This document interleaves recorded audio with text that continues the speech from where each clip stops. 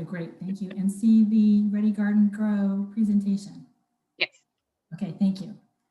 Hi everyone, we're super excited to have you here. I am Karen Guy, and I'm going to start off this presentation, but I am not alone. Here's my picture, here's Rich. We also have Diane Thomas and Leah Dale who will be monitoring the chat. I also want to shout out to Carla Berrien, who is not here, but she put together a lot of this course material, and it really is an award-winning presentation, so I have to give her some credit for this. Some of the material that you received, it's really super valuable. She put together the common crop chart, just a wonderful person, so I wanted to make sure she got some appreciation for all of her work. So let me tell you a little bit about Master Gardeners as we start this presentation. So we've been around since 1979. We're called Extension Master Gardener Volunteers. So you will see EMGV, that's what it stands for. It's an international— Diane is Rich. Hang on one second. Karen, can we remove the note annotation that someone did on the screen? Someone says they can't hear. They cannot hear. Yep. Daniel? I see this. I don't know how to do that. I see that drawing, but I don't know how to remove it. There's not a control for me. If I go back, then it stays. This is strange. Elizabeth, are you on? Can you help us with this? There it goes. Okay. There we go. Thank you. Everyone? Okay. Yeah, and if you all could Absolutely. please don't annotate on the screen. Thank you. Yes, please don't. Sorry, can you do it in the chat? Is everybody hearing me okay? Otherwise, Rich?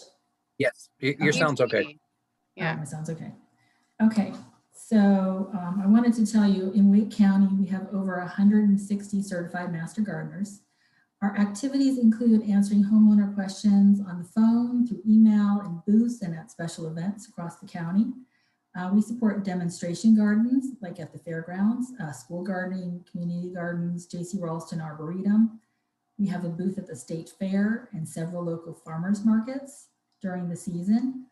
We have a therapeutic horticulture program, composting program, a speakers bureau that does events at HOA meetings or community gardens or garden clubs. We volunteer at events like Arbor Days, Dirt Days in Wake Forest, Bug Fest, and a lot of other events around the county. We're required to do continuing education. We have monthly meetings. We often have wonderful speakers from NC State University and Extension Service that come and tell us all about the latest pests and diseases. So we keep up on the latest information. And we're always looking for new volunteers who share a passion for our service. So if you're ever interested in more on the Master Garden Program, you can send us an email, and our email is on the screen right now. That's mgardner@wakegov.com. That is our contact information. We're also on Facebook. Okay, so in this class, you'll learn the basics of what you need to know to successfully grow vegetables, from planning and preparing your garden to planting and harvesting your vegetables. Beautiful picture, very successful garden. So let's get started. All right, there are many reasons to garden beyond the obvious benefit of getting fresh vegetables. We know that last year the popularity of gardening really soared as people had the ability to spend some more time in their homes, or were forced to spend time in their homes, but gardening has really increased in popularity.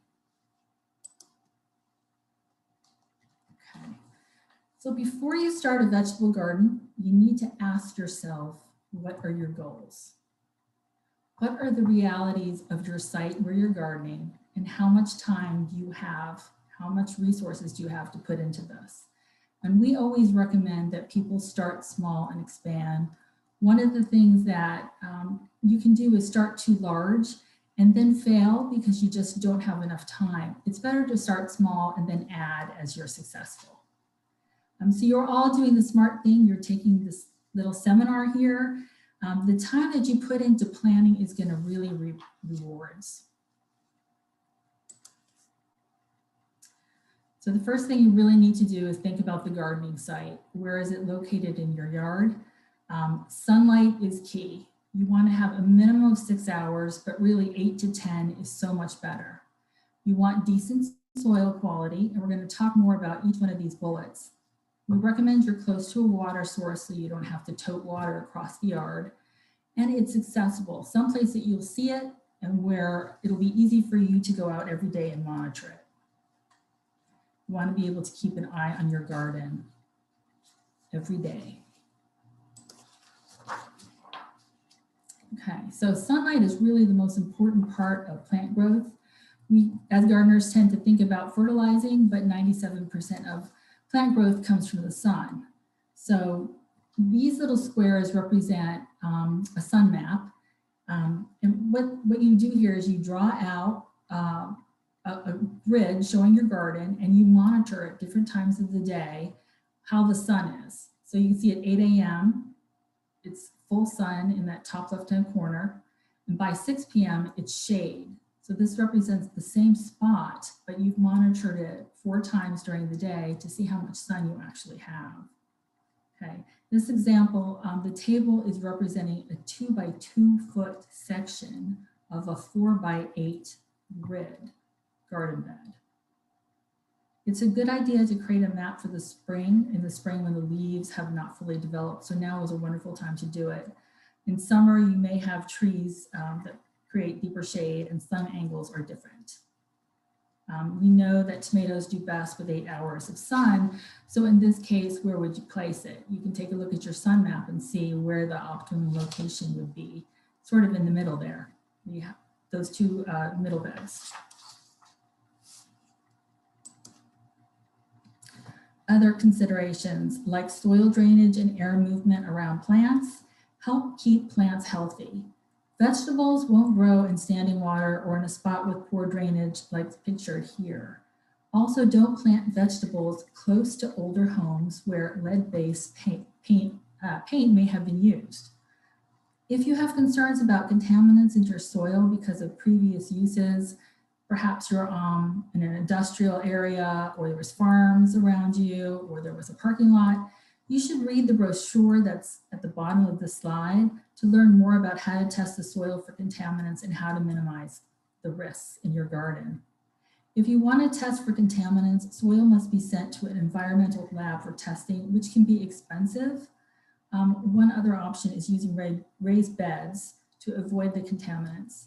Heavy metals will stay deeper in the soil. And one thing you don't want to use is tires, because obviously they have contaminants on them. I mean, you'll see those kinds of ideas on Pinterest, and they're not the best idea, especially with edibles. Okay, so what type of garden works for you? We have 4 examples here.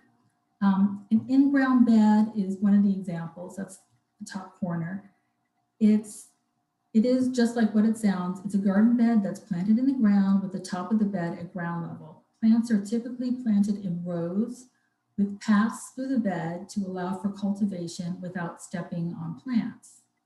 A raised bed is a garden space that is elevated above ground level.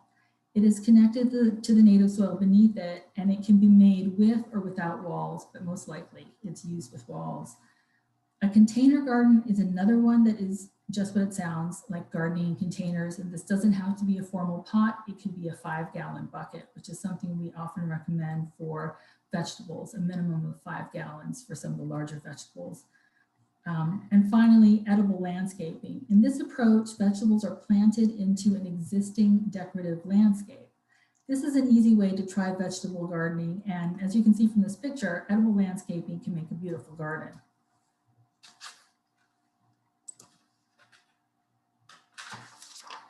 So there's some pros and cons, the different options you have here. I will tell you just some highlights here. Raised beds can be more expensive than in-ground beds because you typically need to purchase materials for walls and soil to fill it in.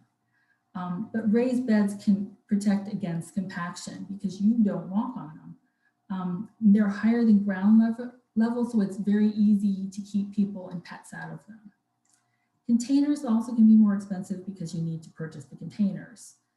And you do need in both these cases to use special potting mix or special soil for in-ground because the nature of soil is different when it's contained. So for a container garden, it's a potting mix. A lot of the landscape companies will sell a compost topsoil mix that's specially blended for raised beds. So it's a little lighter. Even with a homeowners association, you might have restrictions. You might be able to use the edible landscaping where you stick in a few plants. Some good examples are like rainbow Swiss chard or okra that you can tuck in, or I've seen people do cherry tomatoes in hanging baskets. So there's a will, there's a way. All right. So once you've determined the site for your garden, where you have great light and you don't have any serious soil problems, you should draw a schematic, basically just a drawing of the area to capture some key information. Raised garden beds should be a maximum of 4 feet wide to be able to reach to the middle of the bed without stepping on the soil. If you plan to use a wheelbarrow between the beds, we recommend 3 feet, but paths can be narrower. Footpaths can be 12 to 18 inches wide. You want to note the direction, annotate your garden orientation. So note which way is north, which way is south. And you want to know where the water source is and any other pertinent information, like if there are buildings, large shrubs and trees that might cast shade, put that all down. And we've got a note here. If you are digging, make sure you call No Digs 811 to mark lines if you don't know where they are. Okay, so now we've picked our spot, we've understand the light, we've got good soil, and we're going to be siting our garden and then selecting the vegetables we want to grow. Since we know the basics of our site, we're ready to pick the vegetables that are suitable. So what should you grow? Well, the easy answer is what you're going to eat. What do you like? And it can also be fun to try some new vegetables that you've never grown before. You also want to know what will grow in a particular season and in this area. If you're new to this area of North Carolina, especially if you come from the Northeast, we have a very different vegetable calendar here. You also have to think about how much space you have. If you're establishing a smaller garden, maybe 4x8, you don't want vegetables that need a lot of space, like corn or pumpkins. You also have to think about how much sunlight you had. As we've said earlier, vegetables need a minimum of 6 hours of sunlight, but things like tomatoes and peppers grow much better with 8 or more hours of sunlight. If you don't have that much sun, you'll need to plant vegetables that can tolerate some shade. Also think about what is expensive to buy at the market. Some vegetables cost a lot to buy, but they don't need a lot of space to grow or they have a really high yield. These are good bang for your buck examples. And this includes a lot of different greens and tomatoes.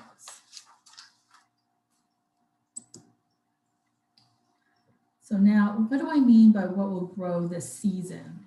In North Carolina, we have 3 main growing seasons for vegetables: spring, summer, and fall. And with special techniques and care, you can even grow some vegetables in the winter. You notice on this chart that some of the seasons overlapped. So the concept in cool and warm season crops, you notice at the end of the cool season, we're starting warm, and at the end of the warm season, we're starting cool. These dates also do not fall within the traditional calendar, so it's not the first day of spring or the first day of April. It's more of the last frost date and the first frost date. Okay, so you have to understand what type of vegetables you're growing. Are they cool season or are they warm season? So how do you know?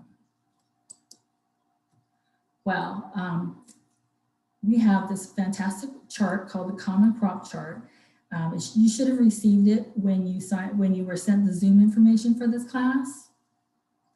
And what it contains is, well, what's listed on this chart. It tells you about the plant family, the planting date ranges, what to use, either seeds or transplants, the days to maturity, the footprint, this is a fabulous thing that is put on here by Carla, the space needed for mature plants if you're going to intensively garden. If vertical support is recommended, if it's shade tolerant, and if you do succession planting or just plant one. And this is the chart. And this is a fantastic resource. You'll find other planting charts from NC State if you do an internet search, but I really like this one because of the, it tells you the footprint.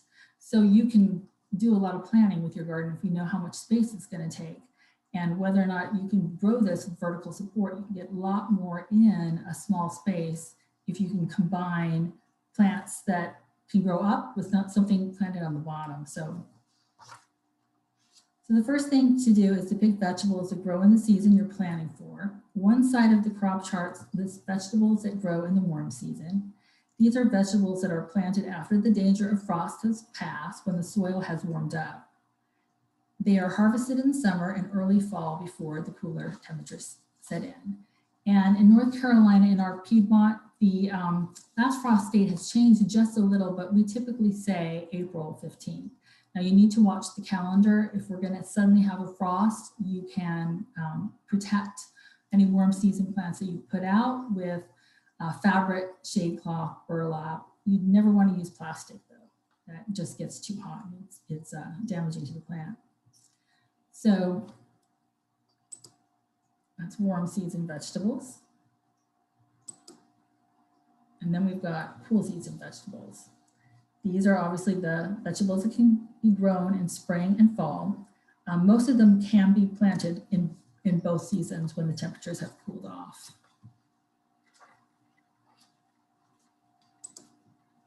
Many times new gardeners want to ask us, what are the easiest to grow? So here are some ideas for warm season. Beans, cucumbers, and cool season cabbage, collard, kale. Okay. For any vegetable you choose, select a variety that grows well in our area. The crop chart lists specific varieties that have performed well in North Carolina. If you're not familiar with the term variety, it basically means the plant has particular characteristics. The variety listed here have characteristics that help the plant grow well in our environment. For example, in our hot and humid summers. When you purchase plants or seeds, varieties are listed on the plant label or seed packets, and you will see the common name of the plant. You will see the botanical name, which is always given in Latin. And then in single quotes, typically you'll see the variety name or the cultivated variety name, which is abbreviated into the word cultivar, and a specific cultivar, for example, of a high bush blueberry will be tested by NC State. They'll know that it does well in our Piedmont and they'll recommend it by name. So many of you may have heard of something called square foot gardening. It's an approach that was formalized by Mel Bartholomew in his book of the same name. It's a form of intensive planting that's been around a long time, dating back to colonial times. Intensive planting has really become popular as people living in urban areas have smaller yards that don't have room for large in-ground gardens. With intensive planting, plants are densely planted to make optimum use of space. It requires careful soil management to make sure there are sufficient nutrients for plants. And it requires good cultural practices to avoid disease and pest problems. Closer planting also makes better use of resources like water, fertilizer, since you don't have wide rows and paths that are not found in typical in-ground beds where you maybe scatter fertilizer over and it actually lands along the path. Care is only focused on the planted area and not on the spaces between the rows. So how much room do different vegetables need? We call this space the plant needs as its footprint. The crop chart lists the footprint of each vegetable. A plant's footprint is based on the plant's size at maturity.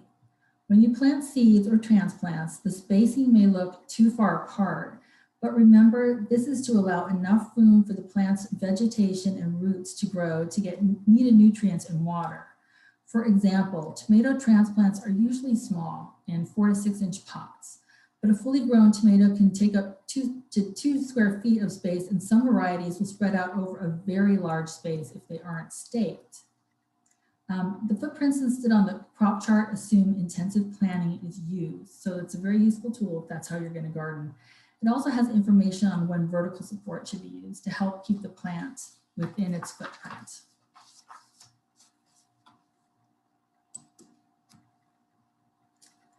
So vertical gardening. Some plants that take up a lot of space can be minimized by growing them vertically through cages, poles, nets, or strings. In addition to reducing space requirements, keeping plants off the ground and improving air circulation can help prevent diseases. Vertical gardening is good for vining and sprawling plants like any squash, cucumber, pole beans, tomatoes, and small melons. Be sure to install any vertical support when you plant so you don't damage root system of established plants. So if you're going to do this, you want to do it early so that you're not trying to retrofit it in when you've already got plants growing. I've seen people even grow small pumpkins this way. Obviously, large pumpkins would be very challenging, but small pumpkins can even be grown vertically. There are a lot of ways that you can provide vertical support, and many can be built from repurposed materials. So here's a slide showing all different ways that you can do it. I really like the way the melon is in that little hammock in the corner at the bottom. Some things that you can use are bamboo. You can, that's really good for beans. If you have large branches, perhaps from some pruning that you've done, take a look and see if any are straight enough. You can use them. Stakes, poles. Yeah, one thing that you may find helpful is Pinterest. If you go on Pinterest, you can see how people have done all kinds of creative things. You use half a hula hoop and an old satellite dish. Just be really creative with finding ways to build a vertical support. And a plant that definitely needs vertical support is the tomato. This is a frequent question we get, how best to stake them. You first need to know the growth trait of the tomatoes that you're planting. It's typically found on the tag if you're buying a transplant. It would also be in the literature on the seed packet. Look for the words determinate or indeterminate. Tomato varieties that are determinate are compact plants. They'll generally benefit from a light staking. The tomato fruit on a determinate plant will ripen over a 1 to 2 week period, which may not meet your needs. So 1 or 2 weeks, it fruits, they're ripe, and your plant is pretty much done. Other varieties are the indeterminate, meaning they'll be viney plants that will produce fruit throughout the growing season. These plants require a strong support to grow vertically, and they do grow very tall. You can let them spread out across the ground, but as we previously mentioned, growing them vertically will provide a healthier environment for the plants. Some tomato varieties have been bred to have a mix of traits, offering the best of both types, compact plants that provide fruit throughout the growing season. All right, now we're going to talk about the tomato cages you typically see in garden centers. They're only going to provide a light support, which is typically insufficient for indeterminate. For heavier duty cages, you can buy rolls of wire mesh at the hardware store and form a round cage. You've got a picture of that. Bury the bottom of the cage in the soil and stake it to prevent it from tipping over. These plants can get huge, as you can see from the bottom picture. That's well over 6 feet tall. Other approaches include building taller cages to surround a single plant, or a vertical trellis that tomato plants can be tied to as they get taller. So we've got some information here on different determinate and indeterminate.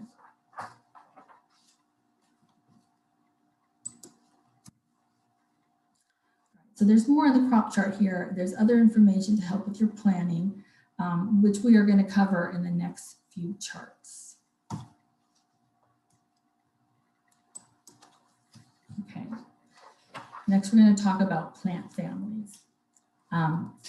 Plants that share similar characteristics and growing needs are grouped into plant families. The family for each vegetable is also included on the common crop chart. Most vegetables are in 8 plant families pictured here. For example, you've got the grass and the corn family, you've got mallow and okra family, you've got the ipomoea sweet potato family. We'll explain a little bit later in the presentation when we talk about your garden layout why knowing the plant family is important. I'm going to say something about the nightshade family. Nightshade includes eggplant, peppers, and tomatoes. That's one popular family. The crop chart includes information on when to use seeds or transplants. It also has information on how long it takes the plant to bear fruit. That's the days to maturity. Transplants have fewer days to maturity than seeds because they've already done some of their growing before going into your garden. To take advantage of getting an earlier harvest for a specific crop, you might plant a couple of transplants and the rest of the crop in seeds. For example, lettuce or chard, that's something you can do. Seed maturities that have 2 asterisks on the chart identify vegetables that must be planted in the garden as transplants, like peppers, tomatoes, and eggplants. They have a long maturity cycle, and our growing season isn't long enough to allow the plant to mature if it started in the garden as seed. These vegetables can be started from seed indoors and moved to the garden center when the temperatures warm up, or you can buy transplants in your local garden center. For some vegetables, you can use either seeds or transplants. You can make your choice based on how much you want to spend, or if you have another need, like having a vegetable mature earlier.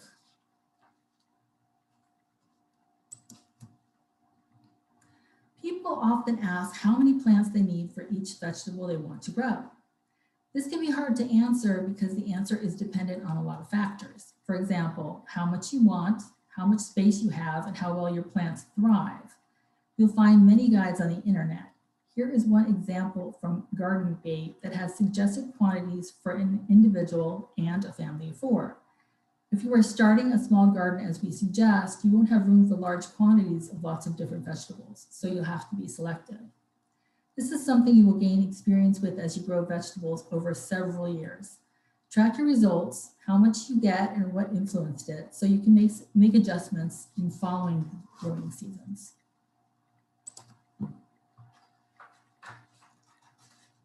That's it. Next, we're going to talk about succession planning. This is a technique that's used to spread out or maximize your harvest.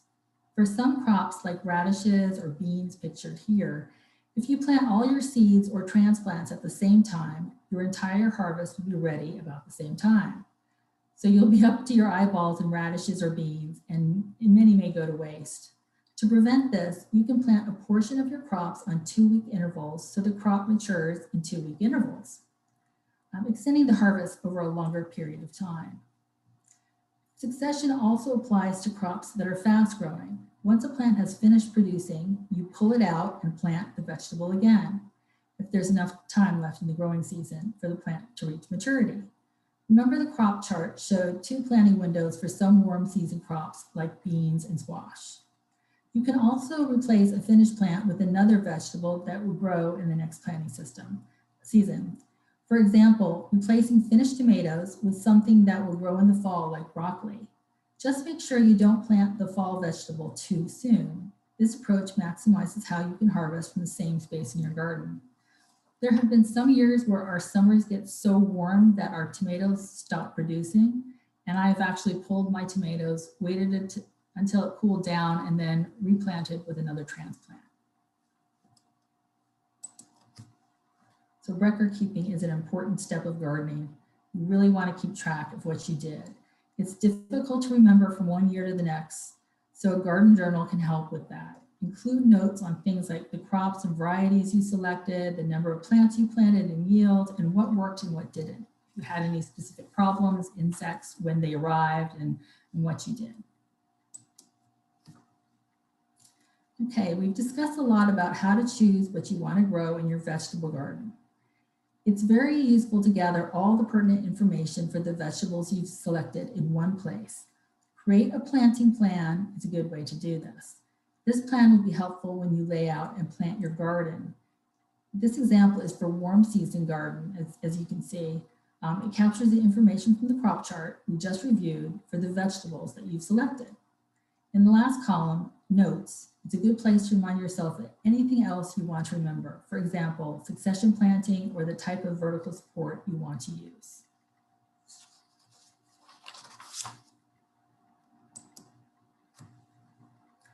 Now that you've selected the vegetables you want to grow, it's time to lay out your garden by creating a planting map. A planting map is a diagram of where you want to plant each vegetable. As mentioned earlier, North Carolina has 3 distinct growing seasons, so you can make a planting map for each season you plan to grow vegetables. The planting plan you created in the prior chart will come in handy here because it contains information that you need to create your garden layout. For example, the footprint of each vegetable. However, before you started laying out your garden, there's one important thing to know: crop rotation. Earlier, we mentioned plant families, that is, groups of plants that share similar characteristics. Not only do these plants have similar growing needs, but plants in the same family are also susceptible to similar diseases and pests. So if vegetables in the same family are planted in the same place year after year, the nutrients they use will be depleted from the soil. Diseases may develop in the soil that affect plants in the family, and pests may become a problem because they have learned to hang out in that area. To help avoid these issues, a good garden management practice is to rotate vegetables in the same family around the garden instead of planting them in the same place every year. This is called crop rotation. If you can, avoid planting the same plant families in the same place for 3 or 4 years. This can be challenging in a small garden space, so just do the best you can. You might not be perfect, but if you can move a tomato to another location and swap it with something else that you're growing, a squash, that helps, definitely helps. So here's 2 examples of crop rotation. In the first, the garden is comprised of 4 separate beds, which we've labeled A, B, C, and D. And each plant has plants from a single plant family. Plants are moved from bed to bed each year. The second is rotation. Rotation is in a single bed with 4 plant families. Here, plants are moved right to left each year with leftmost family of plants. For example, the squash family in the warm season layout being moved to the far right side of the bed in the following year, and the remainder of the family shifting right. This isn't as effective as the first example, but in a small garden, it can help to move plant families around. So it's something, it will help out.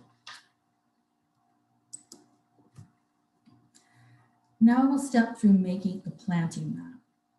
On the left is an abbreviated version of my planting plan with footprint, height, and plant families noted for vegetables, so we can reference the information as we go through this. First, I'll draw my garden bed on graph paper.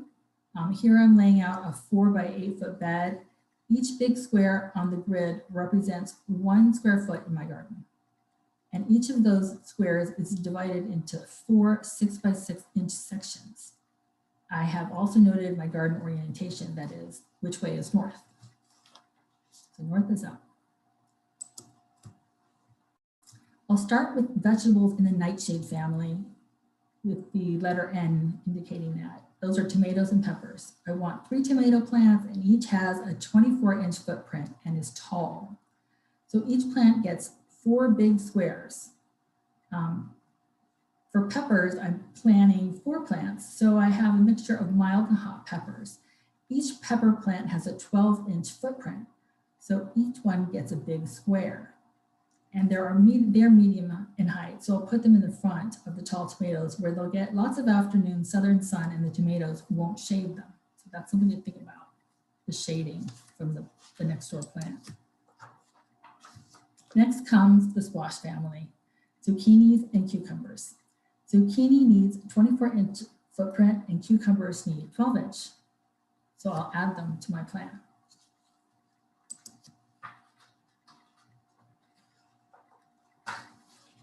Then I've got legumes, indicated by the capital L. My bush beans need a 4-inch footprint, so I can get 6 to 9 plants per square foot for a total up to 36 plants. Finally, I'll fill in with herbs I like to cook with: chives, basil, rosemary, and oregano, and marigolds for color and to attract pollinators. On my detailed planning plan, I noted I would give tomatoes, squash, and cucumbers vertical support and succession plant the beans in 2 or 3 2-week intervals. I've done the best I can to group families in the small bed to make crop rotation easier for my next planting. There are many tools on the internet that can help with garden planning. Some are free, some are not. A small garden is fairly easy to plan, especially as you get more experience. For larger gardens, a tool might be worth the investment.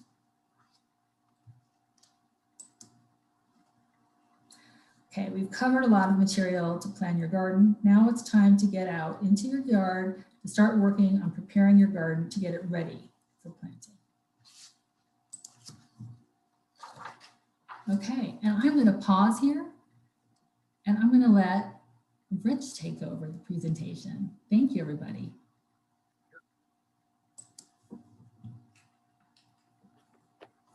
All right, just hang on a minute while I get my slide deck powered up.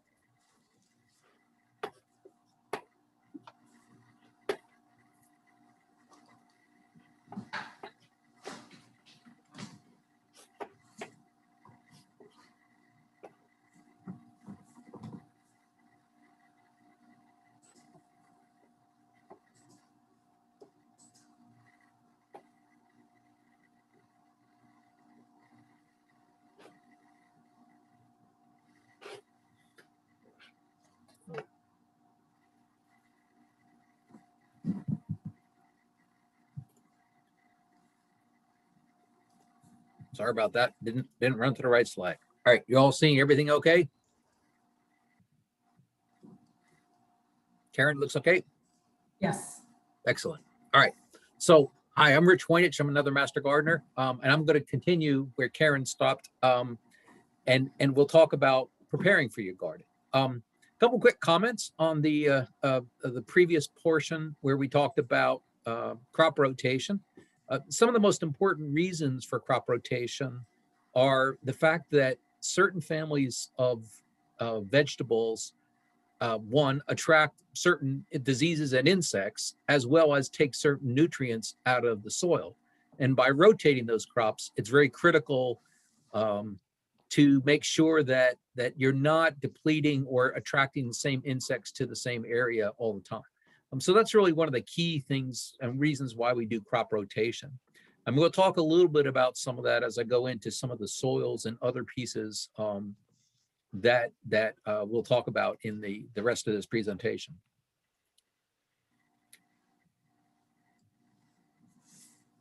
Okay, so soil versus compost.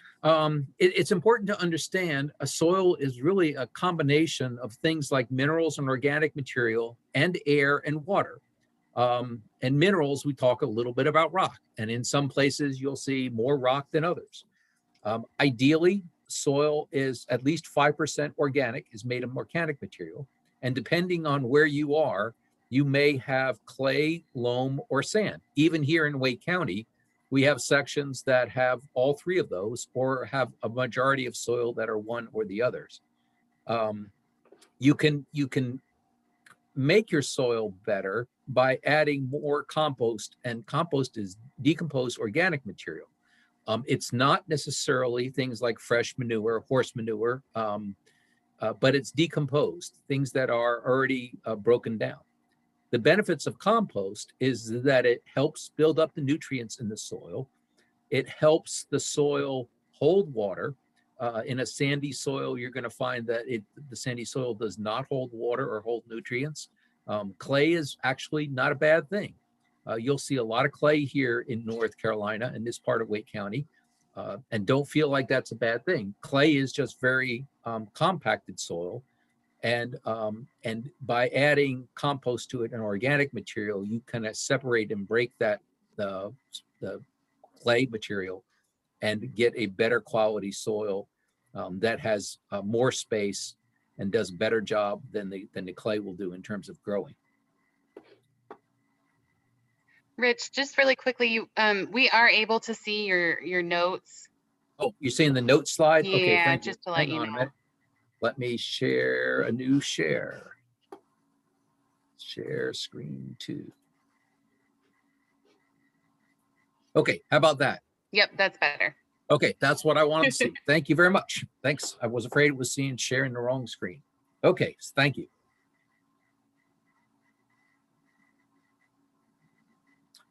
Okay, so some things that vegetables are going to need in terms of soil. They are absolutely going to need to have a pH of 6.2 to 6.7. A pH is a measure of the acidity or alkalinity of the soil. And it's really important because that's pH area, that range between 6.2 and 6.7 is the optimal range for vegetables to absorb the nutrients that they need in the soil. Key macronutrients or major nutrients are nitrogen, phosphorus, and potassium. And you'll see this on fertilizer and other types of nutrients on the bag and as they're described, which have NPK and typically a percentage of that. And those are included usually a percentage of the amount of nitrogen, phosphorus, and potassium particular fertilizers have got. If you don't know what the pH and nutrients are in your soil, the best way is to get a soil test. We are lucky here that in North Carolina, between April 1st and November 27th, we offer free soil testing. We'll talk a little bit about that, but this is the URL link that you would go to get soil testing done for free. During those other times, between the end of November and the beginning of April, there is a charge, a small charge for that.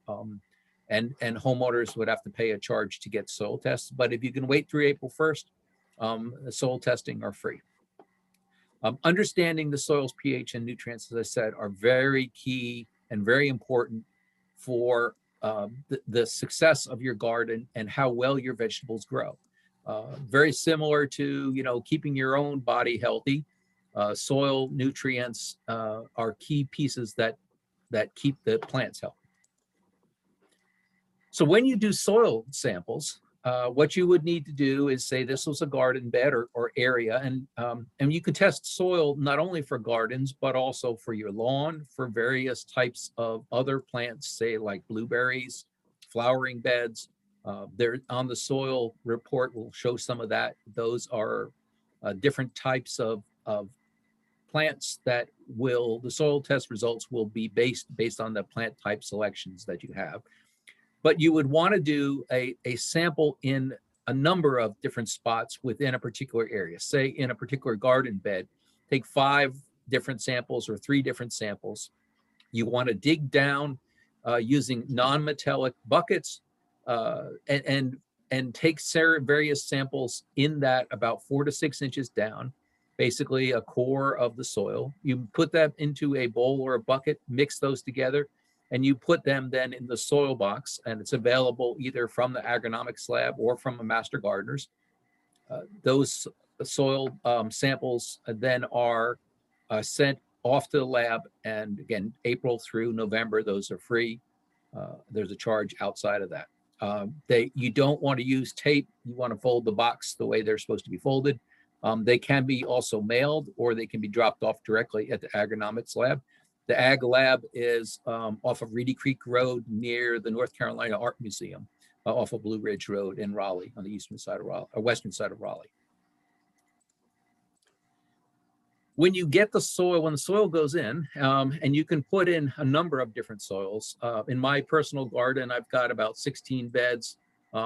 Every time I do a major change to that soil, or adding nutrients or changing some of the soil, I will do a soil test. Or if I have some questions about what my pH is or what the major macro or micronutrients are in my soil, I will do a soil test. But you can put those all together and send those in, and you will get a soil test report back for each one of the soil samples that you sent in. On that soil test, you will see listing the crop type that you have selected. So in this case, it's showing a vegetable garden. You will see the pH level and any corrections that they recommend based on that crop type. So in this case, you're looking at the soil sample and the results came back that they recommend 30 pounds per 1,000 square feet of lime because the pH is 6.4, which is in a good range, but they are suggesting you put a little bit of lime in there to get the pH closer to the middle of the range. They also give a recommendation of the nutrient levels. So you'll see the NPK, nitrogen, phosphorus, potassium. In this case, they're saying 5 pounds per 1,000 square feet of 2100, and that's a all nitrogen fertilizer. And the reason why they're asking for that or stating that is because you see in the results the phosphorus and the potassium are basically off the scale. You will find that here in Wake County, that a lot of times the phosphorus and nitrogen are very high. It's not detrimental to the plant, and there's really not much you can do about it, but you want to make sure that if you are adding fertilizers, you don't add more phosphorus and nitrogen. One, because it would be a waste of a chemical. You don't need to have it. You have plenty in the soil. And two, really all you need is a nitrogen-based fertilizer for this. Now, our soil tests do not measure nitrogen directly, but it is a recommendation. So you're going to see that that nitrogen is based on a recommendation on the garden type that you're growing. We do look at recommending that you do soil tests every 3 years or so. Or every time you're doing a change to the garden, you added some compost or changed the soil or added some other nutrients. Next year, you do another soil test to see whether those nutrients and those additions have made any changes. The reports do come back for 1,000 square foot garden. You will obviously need to adjust that based on what your size bed and garden is. And master gardeners are here to help. Sometimes the soil results can be a little confusing, and sometimes they need some help, and we need some help interpreting them. The master gardeners are available to consult on what the soil reports are. So when you're amending, as I mentioned, you'll see some of the fertilizers and other amendments that have a number on there. 344, in this case, this bag is 3% nitrogen, 3% phosphorus, 3% potassium, or sorry, 4% phosphorus and 4% potassium. This is what is indicated on that bag, and what that number 344 or 101010 or 2600 reference. When you add lime, if you have a low pH and you wanted to add lime, you prefer to use a pelletized lime, not powder. Pelletized will break down slowly over time, and you really want to add it a few months prior to planting. You want to make sure that if you have multiple applications, if you need to change your pH, you want to do it in increments. So you want to do it slowly, not all at one time. If you have a high pH and you need to add acidic elements, you can add things like pine bark or elemental sulfur. But if you start adding sulfur, you do need to, again, be careful. Use only a small amount at a time. That can cause some damage to the plants as you try to get that pH lower and more acidic. Just remember, you will need to adjust the quantities for your garden size. So how much lime fertilizer do you need? So remember, the recommendations that come back is per 1,000 square feet. And you want to figure out the number of pounds of lime per 1,000 square feet. You need to understand what your bed size is, and you multiply your bed size by the pounds of lime that they are recommending. That gives you the pounds of lime required. And this particular example that we have here is the report recommended 30 pounds of lime for 1,000 square foot. If your bed is a 4 foot by 8 foot bed, which is a standard size bed that we see in many cases for raised beds, you would multiply the 30 divided by 1,000, and you would get 0.03 pounds of lime per square feet. Your bed is 4 by 8 or 32 square feet, so you would need approximately 1 pound of lime for your bed, and that would give you an idea of how much lime that you would need. Again, master gardeners can help you figure out what your beds or your size would be based on what the soil reports that come back from the agronomics lab. So let's go on to preparing your garden bed. So as Karen talked about, we did a lot of planning ahead of time before we start planning and planting our beds. We figured out where all of our water is, where our sunlight is, what the best crops are, what crops we want to grow. We mark the boundaries of our bed. We would, if we're starting in a new area that ends up maybe have grass or weeds, we want to remove those grass or weeds. If we are digging, again, call 811, the ULOCO, locate, so that you make sure that you know what utility lines are underground. Power lines usually are pretty deep, and gas lines are deep, but phone lines, cable TV lines can be very close to the surface. I've seen some right on the surface. So just be careful if you're not sure what is there underneath where you're digging, to make sure that you call 811. You want to loosen the soil in the bed area and add compost or nutrients into the soil, mixing that into the soil. If you've done already a soil sample, again, you should know what additions that you might need, but it's always good to add compost, particularly in a clay or in a sandy soil. You want to make sure you take soil samples and submit those once you actually create those beds. And again, adding those amendments during your soil testing and making sure based on the soil results, which ones you've added after you get those results back. Another option, as Karen talked about, is in-ground beds. She talked a little bit about raised beds, and I'll talk a little bit more about that in just a minute. But for in-ground beds, there's another effective option called double digging. This is a way of digging the soil, removing some of the upper level of soil, adding compost down into the lower depths, and then turning that soil up over. And so this effectively gets a lot of organic and compost material down into the root section of the plants that are very good, and makes a very good and easy and very easy to grow type of soil. Again, you start by digging the first top layer and putting that aside. That's what's shown in layer A. And then you remove the next small section and put that where you had just removed the soil. And you continue doing that, mixing that soil and mixing in compost as you are moving the layers of soil. There's a good reference here that talks about double digging. There's some videos that we have listed here online that show how how double digging can work and how you can do that to get a very good garden bed from an in-ground bed. Raised beds, as Karen talked about earlier, is another popular choice. Here are some examples of raised beds. They do really well in urban areas because they can create a smaller bed area as well as a bed that keeps from being walked on, and sometimes they're easier to work on. In the upper left corner, you see a raised bed made with materials. This is a pressure treated wood. It is safe to use pressure treated wood these days. That is, they don't have arsenic in it. They're not made with arsenic really anymore. So it's safe to do that.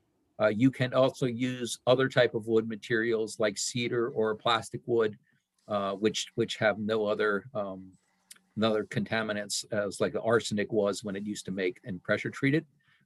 Down below that is a more raised bed, say like a 4 foot tall. We've seen that. I've seen that in a lot of community gardens where we have members that may not be able to bend down very much or over. And this is a raised bed and a smaller section that you can do. There are some, like with container garden growing, raised beds in that sense have more of a challenge in terms of moisture and water, heat and cool, can get hotter or colder depending on the season. In the middle, you see these are cow feeding troughs that are used as raised beds. As another example, you'll see hay bale. There is a type of gardening called hay bale gardening, where if you run into soil problems, a contaminated soil, you can actually grow things in hay bales. Takes a fair amount of work to do hay bale gardening, to prepare the bales. And then below it, you'll see another type of raised bed, smaller raised beds in different shapes, not necessarily square. These have various shapes that allow different types of gardening in different aspects. So considerations, we talked a little bit about that. You want to use rot-resistant wood. There are, again, you want to stay away from pressure-treated lumber, the older type of wood that may have arsenic, and also certain pallets have been sprayed with chemicals on that. So you want to avoid potentially those pallets, or I've seen pallets being used, but with a fabric material on it or painted. So if you're concerned about that, you can always do those. There are the narrower boards that you use are less expensive, but you may need to stack them if they're not so tall to get enough height. Recommend 12 to 18 inches of growing space if you're putting a raised bed right on top of the soil without any changes to the soil below it. You don't need to line the box with any type of weed barrier. A lot of times we get that question, should we put a weed barrier on it? But you do want to remove the weeds below that, as we talked about, to make sure that they don't grow up through the soil. If you are using things like animal troughs, like that one picture was, you want to make sure that they have drainage holes in the bottom so they don't accumulate and collect water should we get a really rainy season that you're growing in. Lots of good information about raised beds as the reference here. There's a couple of them. We've got a lot of good information and can provide you examples that master gardeners have. So if you have any questions, feel free to reach out to us. Raised beds, some of the basic steps. I've already talked a little bit about removing the grass and weeds. You want to loosen up that soil underneath, building your frame, adding soil. You can make your own soil, Mitch, which a lot of times we get a question, well, what should we do with soil? You can use a lot of the existing soil. You can use topsoil, a third compost, and a third soilless amendment like a permatil. Those types of things. You can purchase landscape soil from landscape companies. You want to try to add some additional nutrients. You can use bag soil, but most of those are not really a lot of soil. That is usually sometimes a very expensive option. And it may not have a lot of organic material in it, or actually a lot of soil. A lot of times those are made with bark and peat moss and other materials. Look on the bag before you purchase them if you are buying in the bags. Also do ask the landscape company, are they a certified organic, or will they certify their soil if you're purchasing it from a nursery? Once you do create your bed, you definitely want to take soil samples. And then again, anytime you make changes to that soil and bed, you want to try to get that resampled to see if what you did to change to either to adjust the pH or adjust the nutrients, if it had any effect on it. Sometimes I get some questions. Something like permatil is a soil additive that helps open up soil that is clay or compacted. And you'll see that because it's got some materials in there that helps also keep voles away and other things, vole pests. And we've got some information about voles. A lot of times we get questions on what are ways of controlling moles and voles. Moles, just for your information, are meat eating. So they're going after the bugs. Voles are the ones that would go after your vegetables and trees in your garden. We have lots of other master gardener information on moles and voles. So how much soil do you really need? That's a good question, because a lot of times we get, well, look, I'm making a 4x8 bed. It's going to be 12 inches tall with 2x12s. How much do I need? This is a simple calculation to determine the amount of soil, and you need typically a lot more soil than you think. With a bed that's in feet, you can figure out the number of cubic feet and cubic yards that you need. In this particular example, number one, it's a 4x8 foot bed. They're using 8 inches. They're 8 inches deep. So in that case, a 4x8 is 21 cubic feet. and 8 inches deep is going to give you 0.8 cubic yards of soil, or roughly 548 quarts. To put that in a relative term, a pickup truck bed is typically around 1 cubic yard or 1.5 cubic yards of soil for a particular pickup truck. If you need, example number 2 is they want to add 3 inches of soil, because the soil will compact over time, and you will see that you will need to add soil from year to year. So if you've got a 4 foot by 10 foot bed, you want to add 3 inches of soil, they're going to need 10 cubic feet of compost. In this case, they're adding, this sample is adding compost to that. You will see that soil from things like nurseries are typically sold by the cubic yard, or sorry, cubic foot or cubic yards. You can purchase by the bag, but again, you'll see the bags can be very expensive. Another example is a large dump truck is typically somewhere around 3 cubic yards, and those are available as different depending on what size and how much you need. So let's go on to planting your garden. So, as Karen alluded to, we have to think about when do we want to plant. The Common Crop Chart has some great sample ideas and times that we recommend. Again, you always need to watch the weather around those times. Fall or summertime crops, you typically are seeing April 15th would be the last frost date. It's actually moved a little bit earlier, so we're probably looking at March, end of March, early April timeframe. But somewhere around April 15th is usually a good, safe time to plant your warm season crops like your tomatoes, your eggplants, your peppers, your beans. Cool season crops can be planted both in the fall as well as in the early spring. So if you remember that chart that Karen showed, the cool season crops, typically you are seeing we're planting in early February. In the background, my background picture is my vegetable garden, and I plant all year round. So I've had cool season crops like kale and chard, lettuces, and cabbages, broccolis growing in there since the February timeframe. Again, warm season, typically last frost date, and they will go typically through Halloween. Halloween, end of October, early November is when we see the first frost in this part of central North Carolina. If you're from another area, either in the mountains or on the coast, your time frame, your last and first frost dates will be slightly different. And they will vary from year to year. We have had seasons where we've had 20-degree days that show up periodically in early April. So you need to watch the calendar and watch the weather if you're starting to put crops that could be sensitive to the cold out there. Use the Common Crop Chart, and there's also information about the last frost date. We've got some of that. We can provide that information to you. So when you start looking at seed, as Karen talked about, the seed packs have a ton of information on them.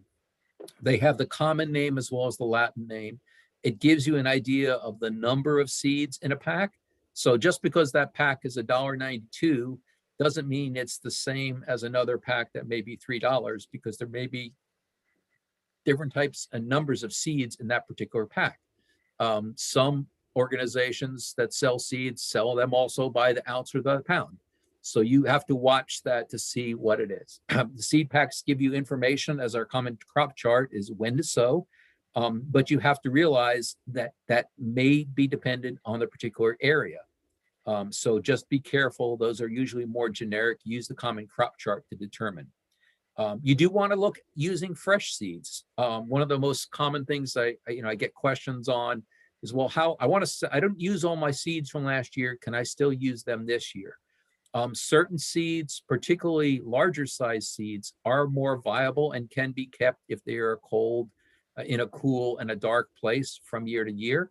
But smaller seeds, typically, like lettuces, are not. They typically can only be used for one season, and after that, they will not store well and not be viable the following year.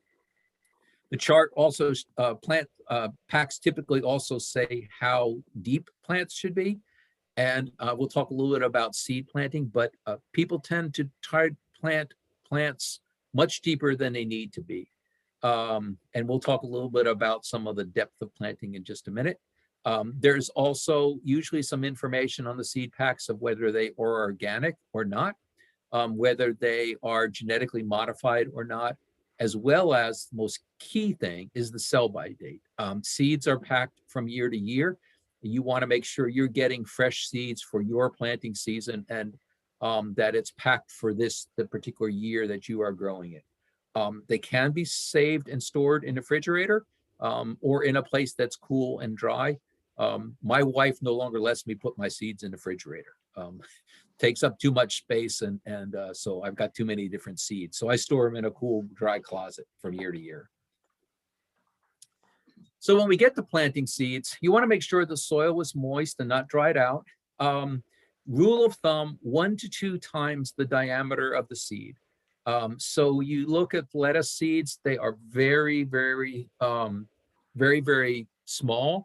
So they almost are right at the top of the soil. They don't need to get planted very deep at all. People have a tendency to plant seeds way too deep. Someone explained to me the seeds are like a picnic basket with just enough energy inside that seed to be able to grow, mature, and to get its first sets of leaves up. And after that, it doesn't have much else energy to do that. So if you plant it too deep, it won't have enough energy to get that first set of leaves up and out. And during the fall or cooler season crops, again, 1.5 to 2 times the springtime planting depth. We're going to talk a little bit about different ways of planting. Those include things like row planting and using the spacing that one is in the common crop chart, but it's also going to be on the seed pack that tells you roughly how far the plants are. There's another method called banding where you really just kind of spreading the seeds out randomly. You can drill, so you'll see sometimes drilling. They're good for seeds that are more individual. So say like squashes and cucumbers. We've seen that kind of poking the hole in the ground, as well as hilling. And these are types of things like melons and squashes oftentimes like to be mounded or hilled like that. And you'll see that type of planting mechanism method of being able to get the seeds in the ground. Once seeds are planted, you'll need to look at thinning them. Typically, the spacing, and a lot of times you'll see, say, really small seeds like lettuces and radishes that you might plant, they need to be thinned out. We recommend that you either pinch or cut them as opposed to trying to pull them up because it avoids the root damage to plants that might be next to it. And you want to thin them when the plants have what they call the first true sets of leaves, which is the 2 sets of leaves. Those are true leaves versus the initial leaves that are grown up.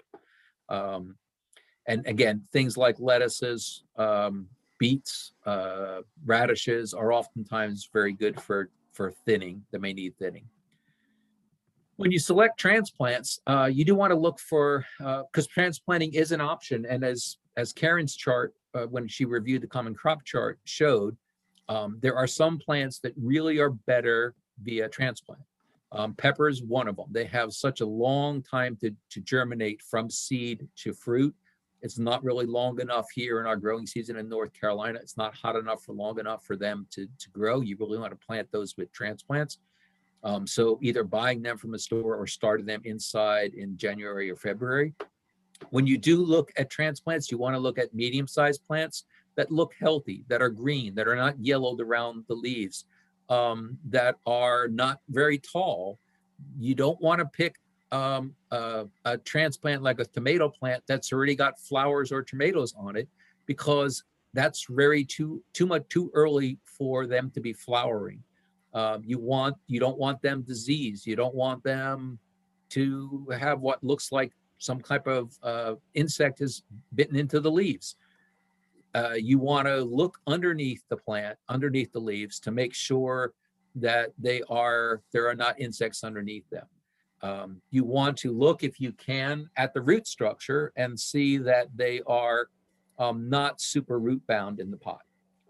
Those are types of things that you look for when I'm looking for transplants if I'm buying them at a nursery or other location. When I'm planting transplants, I want to give my plants a chance to get used to the environment. We call this hardening off of plants.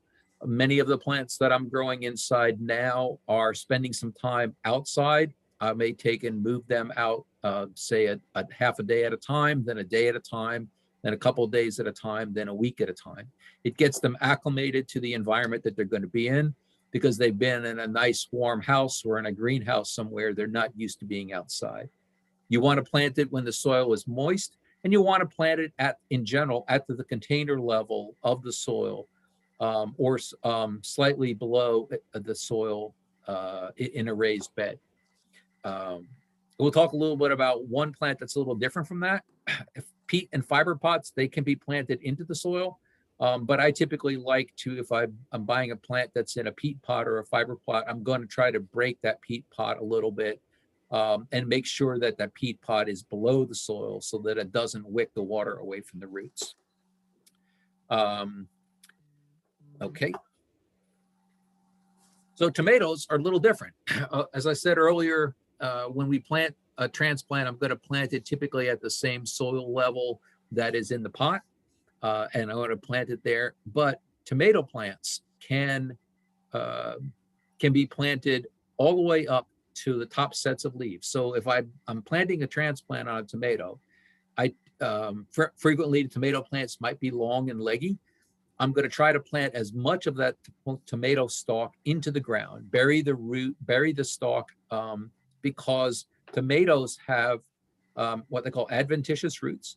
And those, the whole stalk can create root for making a stronger tomato. So I will remove all but the top sets of leaves, and I will either dig a deep hole and bury that tomato, or I can even plant, as the lower drawing shows here, you can plant them horizontally and allow the tomato plant to gently bend upward.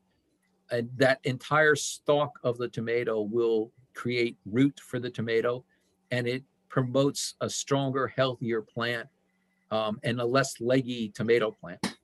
So tomatoes are a little different from other plants. You don't do this with most other plants. So a couple other tips on planting. You want to clean out debris and any other old crops that might have been there from the previous season. You do want to remember crop rotation. And again, as Karen showed in her slides, some of that crop rotation is very important because it lets the nutrients, the soil recover from nutrients that were pulled out for a particular plant. Also helps control insects and diseases.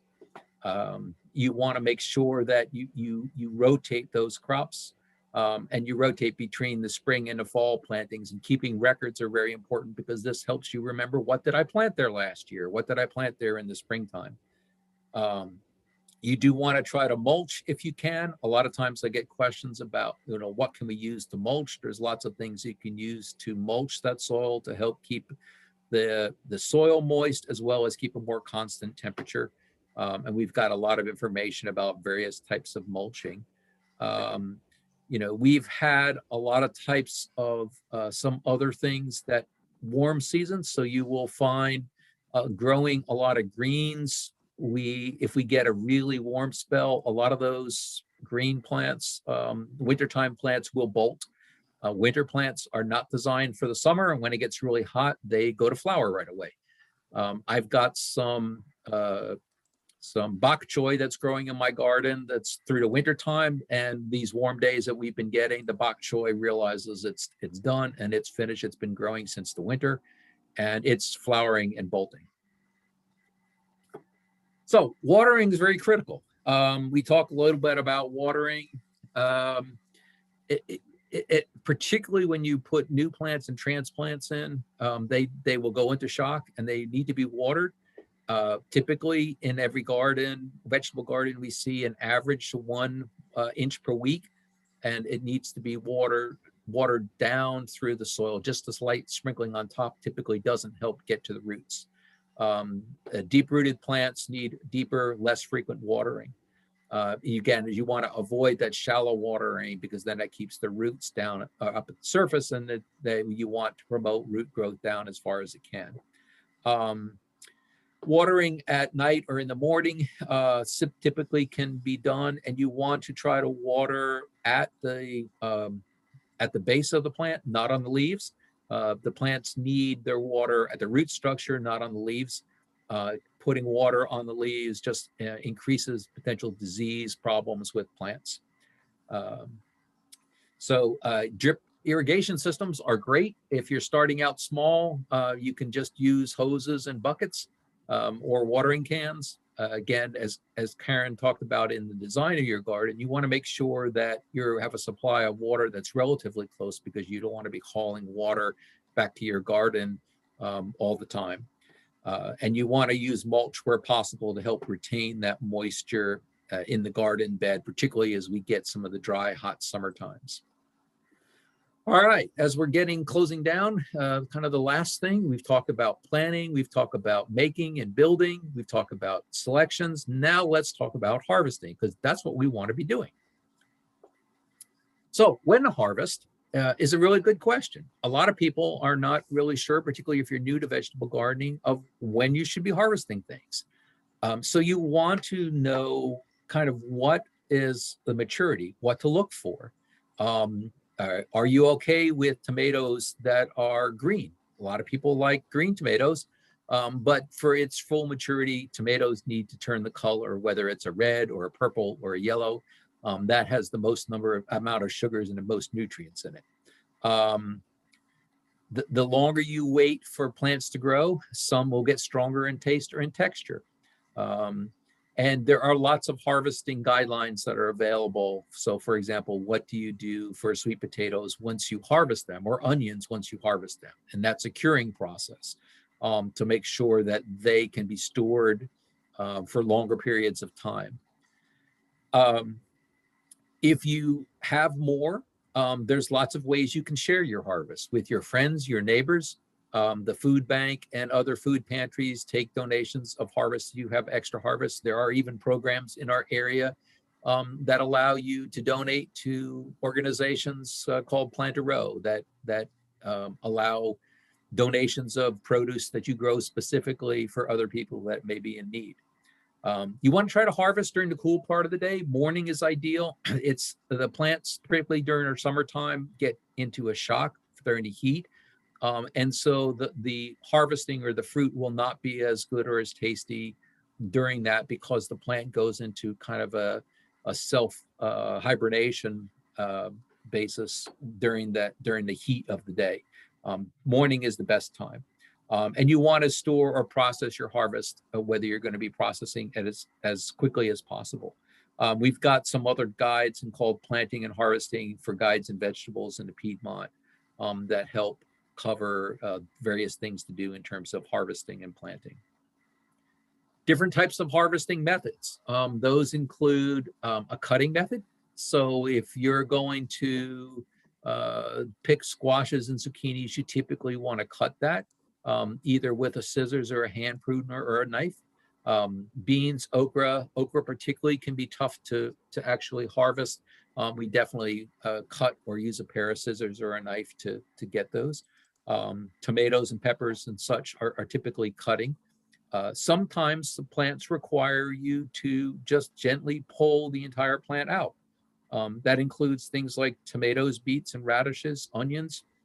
You're pulling the entire plant out, and that is how you would harvest that. There are certain plants that we classify as what's called cut and come again.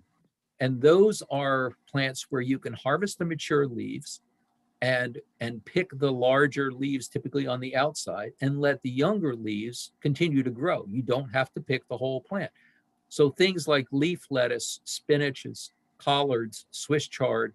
This picture is a colored rainbow Swiss chard. Those larger leaves can be picked. The smaller leaves are growing on the inside. They will continue to come again, and you can have an extended harvest so you don't have to pick the entire plant all at one time. Storing your harvest, you want to be able to, sometimes you have more than what you need. And so you sometimes want to store your harvest, and those can include areas such as freezing, canning, pickling, or drying. Our NC State Extension Service has lots of information about home food preservation, and you can find out those on the web by doing a search for food preservation at NC State Extension Service. Canning and freezing are great ways of trying to keep vegetables through the winter time and through the next season. In my freezer, I have a bunch of frozen okra that I picked and harvested last year, and I use those in soup and gumbos until I plant my okra again this summertime, and then I'll have some more available for that. Other things like fruits, blueberries and things do very well being frozen. Canning is great for tomatoes and peppers and other types of things, but you do need to follow those safe practices. And again, the home food preservation would be good information and places to go to get the how to can those safely. So in summary, we covered a lot of different topics today. We covered how to plant and how to select vegetables to grow, reasons why you want to grow. We talked about how you best lay out your garden based on the size, the types of vegetables, the amount of space you have, the amount of sunlight that you've got. We talked about preparing your garden, how you prepare your beds. We talked about soil. We talked about different types of bed planting, raised beds, regular beds, container gardens. We talked about then planting your vegetable garden. Once you've made that, all those choices, how you plant, different planting options, and then finally harvesting. If there are additional questions, here's some of our contact information. Again, we do have some phone duty and we do answer email. We're not really having office hours at this point due to COVID. We don't have some of our also master gardener. We have oftentimes a lot of the a lot of outreach programs that we have we're not doing due to COVID and distancing, but we are accessible certainly from calling and through email. We do have a Ready Garden Grow book available, and it is online. So this content and additional content is available there. There is also on the Master Gardener website, Wake County Master Gardener, links to the actual Master Gardener handbook. So the handbook that we get trained on is available online. Those are also available in print from NC State's University Printing. So there's a lot of additional resources that are out there. This presentation, as well as the video of this, will be also available on our Wake County Master Gardener website. We do post information on our Facebook page, so you're welcome to join and follow our Facebook page. And there will be some additional Ready Garden Grow classes, including managing common vegetable problems. So this first session was talking about how do you start a garden. Well, once you get it started, obviously pests and diseases will become a problem, and that will occur on May 8th at 2 p.m. There will also be a special program on cool season vegetable gardening sometime in the third quarter. We're working on determining that date. Okay, any other questions? Let's. Yep, I'm gonna allow people to unmute themselves. Give me just a second. There was a question while I do that in the chat that I don't think was answered. Any special considerations for growing herbs alongside vegetables in a raised garden? Well, so a couple of different things on herbs.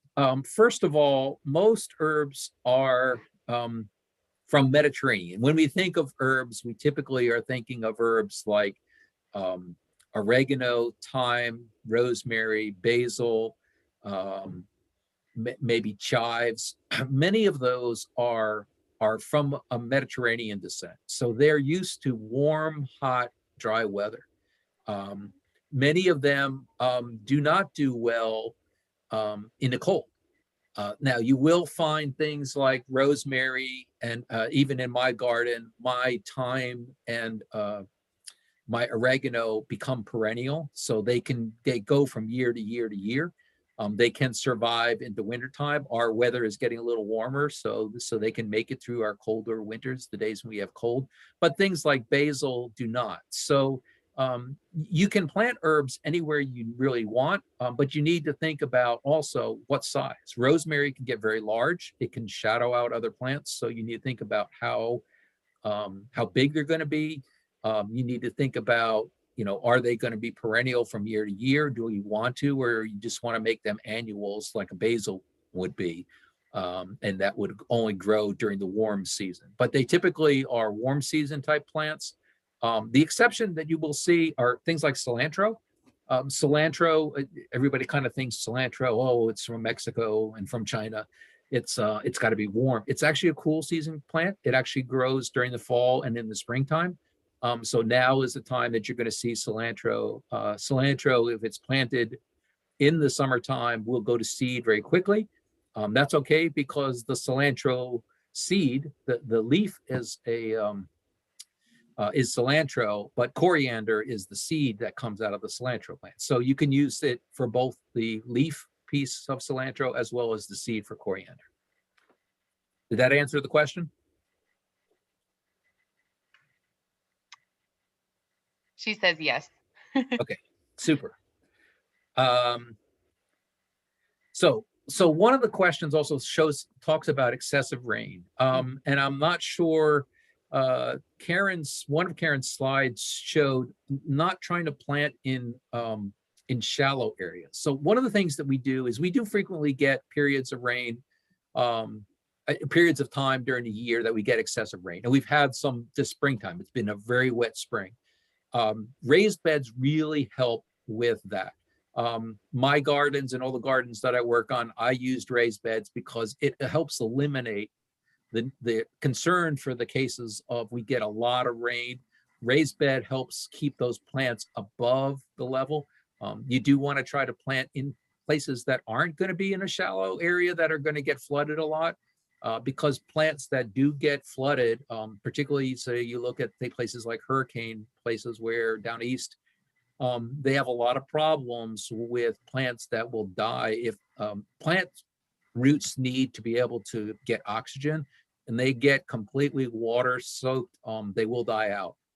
So that's a problem that we're seeing in places that have had a tremendous amount of rain or flooding due to hurricanes. You'll see that. So raised beds really help a lot to solve a lot of rain and moisture problems.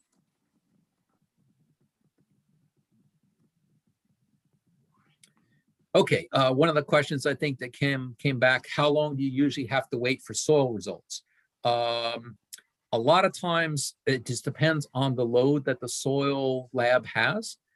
Their peak season is really when the farmers bring in soil tests, and that's why they charge from November through April, because they're trying to handle the commercial agriculture growers and the soil tests that they need first, and the homeowners get second.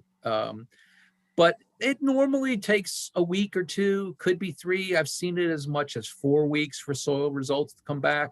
I've seen them come back as quick as a few days. So it really just depends on what their workload is. They typically are dealing with thousands and thousands of soil samples. If you ever get a chance to tour that soil lab after COVID, it's a wonderfully exciting tour if you're into gardening and into soils. Let's see. Someone asks, Karen, maybe you want to, let's see, it says 2 weeks. 2 weeks is on their website is what their lead time is. Okay. Let's see, someone asked a question about patio gardening, which gets summer afternoon sun from 2 to 7 p.m. So first thing I would comment on a patio is, one, if it's only 2 to 7, that's really only about 5 hours of sunlight. And although it might be okay for some vegetables, they're going to struggle. We really are looking at 6 to 8 hours of sunlight if possible. The things you need to worry about patio or container type gardening is one, are they getting enough sunlight? 2, they're going to get hotter and cooler. Any type of containers will potentially get hotter or colder depending on where they are, because it's raised, and it's also a more finite amount of soil. So moisture will be another issue. You may have to watch the watering more on those container or patio gardens like that. But it's a good way to start. And 5 hours, yeah, you're going to have some problems more with like tomatoes and peppers. But you may be able to grow some things like green beans or other types, maybe squashes or zucchinis might be okay. It's on the margin. You really kind of lower number of hours of sunlight there. Okay. Okay, let's see. What other questions? Do we have any other questions?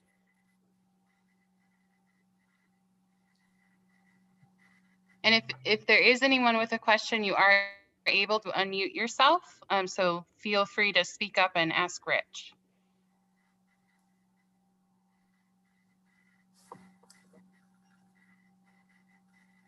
One of the questions that came up is how much is 1 inch of water a week? Well, there are rain gauges that are available, but there are also websites that track locally how much rain we're receiving in our area. And in fact, I'm part of a group that reports on amount of rain. I go out to my rain gauge, and I've got a special rain gauge that I measure every single morning, and report locally how much rain I got. So you can do a search on Wake County rain, and I cannot remember the name of the website. See if I can find it here. But there's a number of internet-based resources. I think the one I use is a COCORAHS. If you do that, and I'll post that in the chat.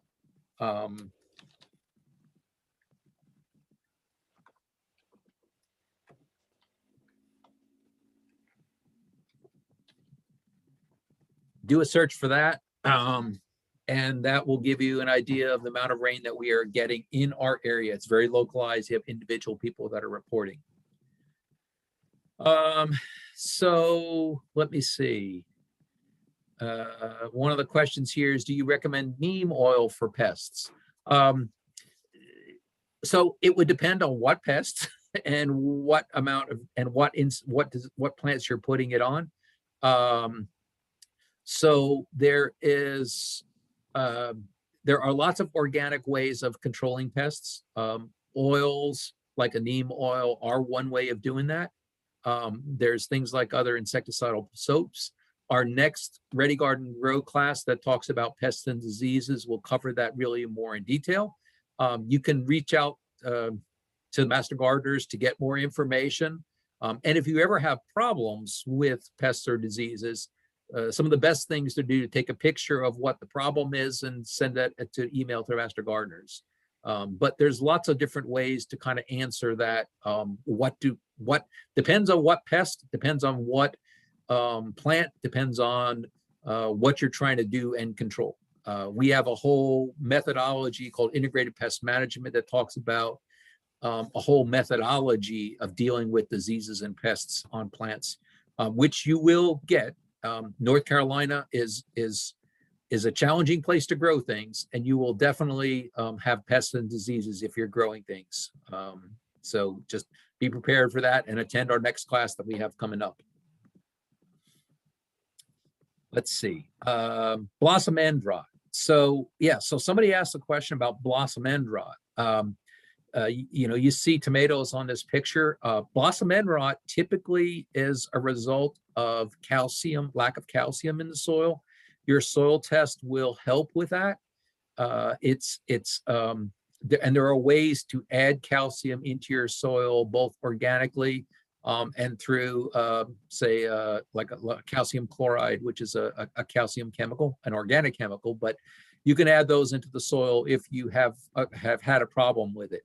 Crop rotation also helps with blossom end rot. So as you plant tomatoes in one area, and tomatoes, peppers, eggplants all potentially have blossom end rot. It's the same family, and they pull the same amount of nutrients out of it. But you rotate those crops around, and again, that's another reason why we like to rotate, is so we don't plant the same family, the same crop that pulls things out of the soil year after year. Blossom end rot being, again, a calcium deficiency typically in the soil. Rich, this is Diane. Can I jump in for a second Yeah. about blossom end rot? Yeah. It is, some varieties, especially tomatoes, are more prone to it. For example, Romas, in my experience. But it also has to do with the ability for the plant to uptake the calcium that is in the soil. And that is largely a function of even watering. Correct. So if plants get really dried out and then you water, and then really dried out and then watered, that's going to cause them to be more prone to blossom end rot. So consistent watering is really key. Sure, sure. And on the flip side, as someone mentioned, lots of rain, that tends to leach things like calcium and causes the plants to have more problems absorbing calcium through the root structure. Absolutely. So it can be a combination of lack of calcium if the soil test comes back and tells you that, but also could be your watering consistency. And plants like to have, particularly tomatoes, like consistency. When you get tomatoes that have a lot of cracks in them, a lot of times that's because the tomatoes are getting too much water. They expand too quickly beyond how quickly the skin can grow, and you get cracked tomatoes. So yes, consistent watering is a key thing, which is honestly a challenge here in North Carolina because we don't have consistent watering. We have dry spots during the day and then torrential rain at night in the afternoon at 4 o'clock. Or we have weeks where we go completely dry and then rain for weeks. And it's a challenge. It's a challenge here. All right. So I think there are some questions about deers. Lots of good resources. Leah's got one posted in the chat. Deer repellent, lots of different thoughts on whether deer repellent is really going to work. Once it rains, it causes problems. The main thing you need to think about for any type of animal control is think about what they're doing and why they're doing it. If a deer is eating things that you don't want them to eat, if you can make it more difficult for them, they'll go eat something else. They'll go eat your neighbor's plants and not your plants. So planting certain types of plants that have a texture they might like, a fence. I happen to have an electric fence around my garden because if not, I wouldn't have a garden. The other morning, there were 8 deer right outside my electric fence looking at my garden, wanting to come in. Electric fence is enough for me to keep them away. I'm in a more rural part of the county. But there's lots of different things. We have a lot of good resources, and Leah posted some of it out there, but we have more that can help you if you have more questions about any type of pest control.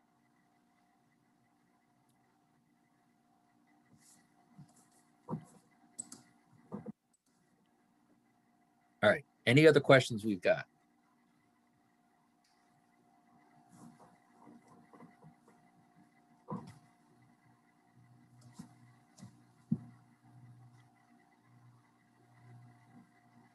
People are being shy. Yep. That's okay. I'm flipping through some questions here about, I think there's some questions maybe about perennial plants. There are, again, some herbs are perennials, some are annuals. There's things that you can look at. We don't really talk about pollinators. And I know that Karen, one of her slides show in a planting bed growing flowers. We do highly recommend that you try to plant flowers, and it's going to be perennial or annual that will try to attract pollinators. Pollinators are key for a large percentage of the vegetables that we grow. So crops like tomatoes, squash, zucchinis, eggplants, peppers, all have to be insect pollinated. Things like corn are not. Those can be wind pollinated. Other plants, some other plants can be self-pollinated, but they all require some kind of insect. Doesn't have to be a bee, can be a fly, a butterfly, other types of insects. But by putting flowers in and around your garden, you will attract pollinators, which have a greater chance of cross-pollinating and pollinating your plants. One of the things that I'll make one comment about, Karen had mentioned about planting hot peppers and cool peppers in the one section that she showed in her slide. I would discourage that only because hot peppers and cold peppers can actually cross-pollinate. I'm a big pepper grower. I grow a lot of very hot peppers. The last thing I want is my bell peppers to be really hot, or my Carolina Reaper or ghost peppers to be cooler. I'm growing them to be hot or to be cold. I typically will separate those in my garden, keeping as much distance as I can between those, because they can cross-pollinate, and you can get a mix of mild hot peppers and hot mild peppers. So that's just something to think about when you're growing peppers. Isn't that only if you save the seeds though? Because the fruit is going to come through. Oh, you save the seeds. Okay. I save my seeds. So I'm trying to get the hottest hot peppers I can get. But yeah, so it is something that you just want to try to make sure that if you're growing really hot peppers and you do seed save that you're going to have from year to year, then that's stuff that you're going to have to deal with. Right. All right. Any other questions?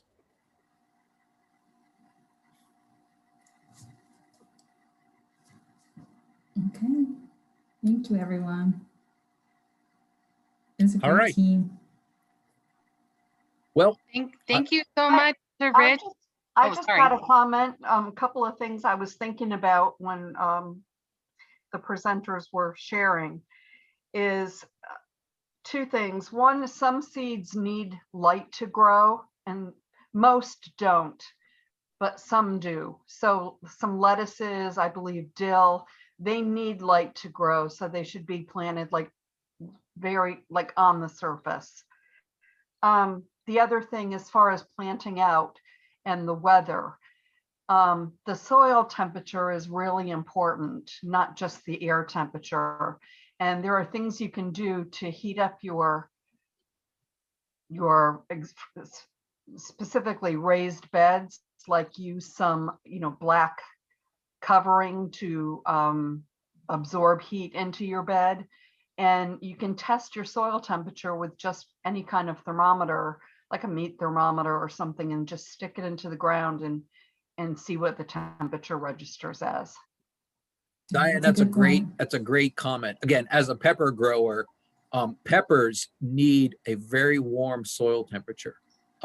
Now, if I go out and measure my soil is probably close to 40 degrees. So not only air temperature, but also soil temperature. Even if you plant peppers in the first part of April, they typically will not grow very much because the soil is not warm enough for them to grow. They may be fine, they're not going to be damaged by frost, but they're not going to grow a whole lot because they're not warm enough. And some plants are very sensitive to soil temperature. So you're absolutely right. It's a great point. Soil temperature is a key. And that's why we typically wait until April, mid-April, before we're planting a lot of things. And you're going to see peppers, I believe, on the common chart are probably in the May timeframe when the soil temperatures are going to be warmer. Great comment. I think we need an intermediate vegetable gardening class to talk about things like that.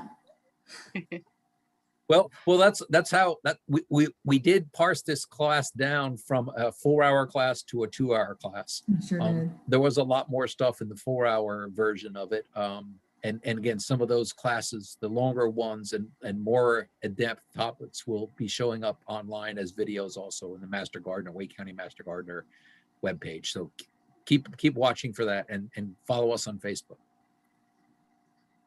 Okay. And good luck, everyone.